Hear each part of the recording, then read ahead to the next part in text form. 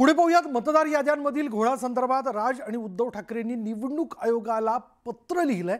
याद्यांमधील घोळ दुरुस्त करा किंवा निवडणुका रद्द करा अशी मागणी जी ती ठाकरे बंधूंनी आपल्या या पत्रातून केली। या तर शिवसेना उभाटाचे आमदार आदित्य ठाकरे यांनी मनसे नेते बाळा नांदगावकर यांच्यासोबत निवडणूक आयुक्तांची भेट घेतली आहे। ठाकरे बंधूंचं हे पत्र आदित्य ठाकरेंनी निवडणूक आयुक्तांना दिलं।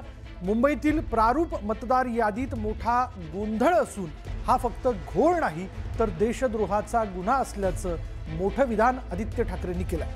मतदार याद्यांमध्ये बदल न झाल्यास रस्त्यावर उतरणार असल्याचा इशाराही आदित्य ठाकरेंनी दिला।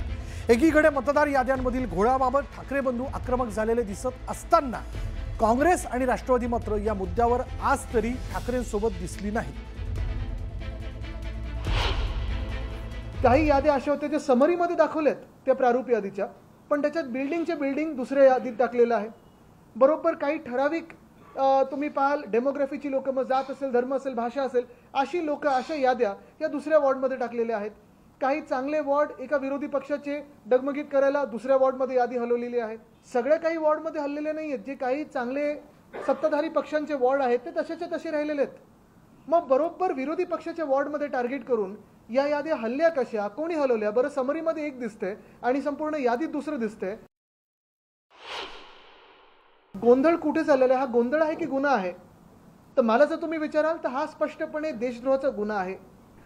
या देशामध्ये संविधानाप्रमाणे आणि लोकशाही जी आपण आतापर्यंत पाळत आलो आणि आता आमची मान्यता ही आहे की लोकशाही आहे की नाही ह्याच्यावर विचार आपल्याला करणं गरजेचं आहे। पण ह्या लोकशाहीचं जर आपण फ्री अँड फेअर इलेक्शनचं बोलत असू तर ह्या फ्री अँड फेअर इलेक्शनमध्ये कुठेही असा गोंधळ होता कामा नाही। 10 पेक्षा जास्ती असणारी घरं, 10 लोकपेक्षा 26,319 आहेत। या 26,319 घरांमध्ये 8,32,326 लोक राहतात।